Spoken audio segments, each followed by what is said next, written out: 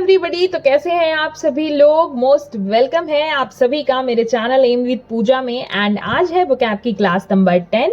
तो चलिए फटाफट से शुरू करते हैं। जिन लोगों ने क्लास नंबर 9 नहीं देखी है वोकैब की, तो फटाफट से पहले उसे कंप्लीट करें एंड देन आज के वर्ड्स पे आए, है ना। तो आज जो हमारा सबसे पहला वर्ड है वो आपको दिख रहा होगा, कार।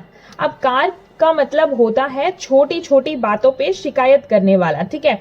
तो जैसे आपको जो इमेज दिख रही है, तो उसमें एक बंदा है जो कार पे बैठा हुआ है, राइट। तो कार पे वर्ड देखेंगे तो उसमें से कार से यही वाली कार आपको याद आनी चाहिए, है ना, एग्जाम में।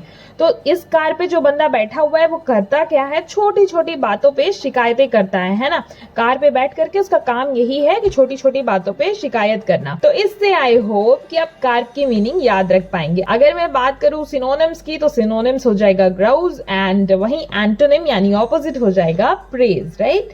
चलिए दूसरा वर्ड जो है वो देखते हैं, लेकिन उससे पहले वीडियो को लाइक कर दीजिए ताकि मैं और मोटिवेशन के साथ आपके लिए ऐसे ही प्यारे प्यारे अमेजिंग से ट्रिक्स जो है वो बनाकर शेयर करती रहूं।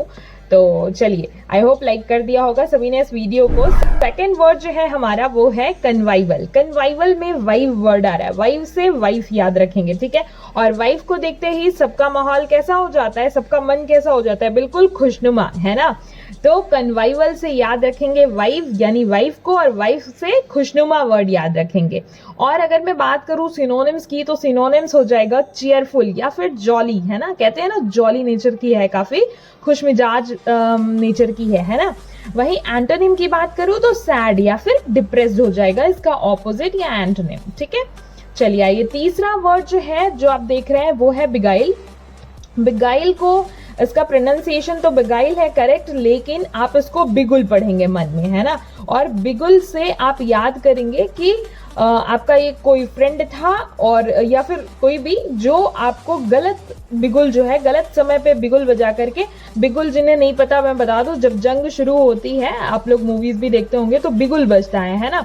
या फिर महाभारत वगैरह वगैरह देखा होगा तो उसमें बिगुल बजता है, फिर ही जंग शुरू होती है। तो गलत समय पे बिगुल बजा करके उसने क्या कर दिया, धोखा दे दिया, है ना।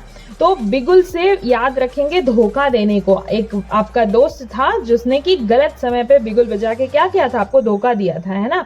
तो बगाइल वर्ड से बिगुल याद रखेंगे एंड बिगुल से धोखा देना याद रखेंगे, ठीक है।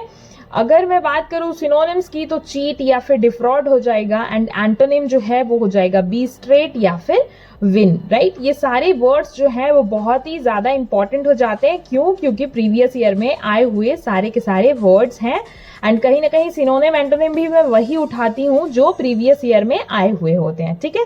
जैसे कि आपका अगला वर्ड जो है वो आप देख पा रहे होंगे, डिस्ट्रेस। स्ट्रेस का मतलब होता है दुख। वैसे तो स्ट्रेस वर्ड से ही आप समझ जा रहे होंगे इसकी मीनिंग, लेकिन फिर भी डिस्ट्रेस आगे दी आ रहा है, तो दीदी के ऊपर सारा का सारा जो है वो स्ट्रेस यानी दुख आ पड़ा है, क्योंकि वो बड़ी है ना। बड़े लोगों के ऊपर ज्यादा स्ट्रेस और ज्यादा वो चीज रिस्पॉन्सिबिलिटी होती है ना। तो दी के ऊपर ज्यादा स्ट्रेस है, इसलिए वो काफी दुखी है, ठीक।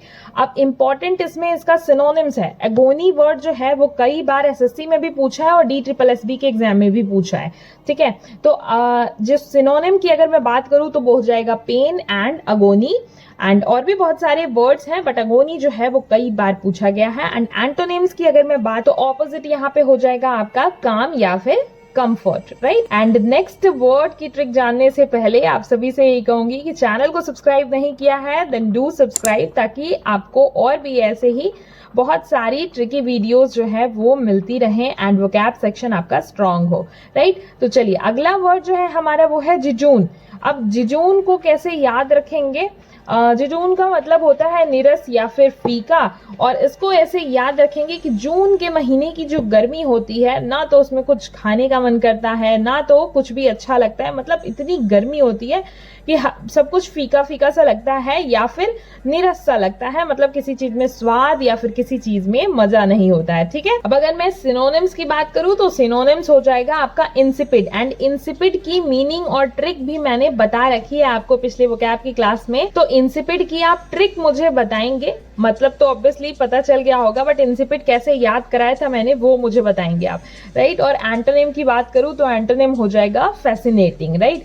एंटोनिम यानी ऑपोजिट हो जाएगा फैसिनेटिंग। तो ये थे आज के अमेजिंग से वर्ड्स। अब लास्ट की क्लास में मैंने आपको कुछ होमवर्क दिया था, 2 वर्ड्स, एक एर्केन एंड एक इंडिक्ट। इन दोनों वर्ड्स के मीनिंग्स बताने थे और बहुत सारे लोगों ने कमेंट किया, तो उन सभी के लिए, और कुछ लोग तो इतने अमेजिंग है कि कई सारे सिनोनिम एंड एंटोनिम लिखते हैं, तो उन सभी के लिए क्लैपिंग। एंड अब बता देती हूँ मैं आपको इनके ट्रिक्स बता देती हूँ। मीनिंग तो आपने देख ही लिया होगा कमेंट्स में।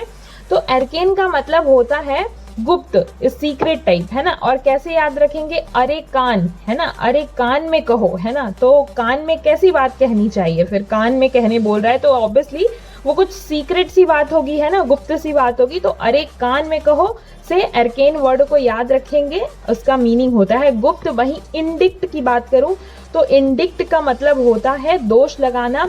और इसको कैसे याद रखेंगे, तो डिक्ट से दिक्कत वर्ड याद रखेंगे। एंड दिक्कत में अगर कोई पड़ा तो वो क्या किया, अक्सर लोग दिक्कत में पड़ते हैं तो सामने वाले पे दोष मढ़ देते हैं ना, कि ये प्रॉब्लम जो है वो इनकी वजह से आई, राइट। तो इंडिक्ट का मतलब दिक्कत याद रखेंगे, और दिक्कत से यानी कि दोष लगाना, ठीक है। एंड आज का आपका जो होमवर्क है वो है, आपको दिख रहा होगा, अपैथी एंड असंदर। इनकी मीनिंग आपको बतानी है, सिनोनिम्स एंड एंटोनिम्स बताने हैं आपको कमेंट सेक्शन में। तो मुझे इंतजार रहेगा आप सभी के कमेंट का। And till then take care and happy learning. And yes, अगर अभी तक वीडियो को लाइक नहीं किया, चैनल को सब्सक्राइब नहीं किया है तो जरूर कर देना। Okay, bye bye.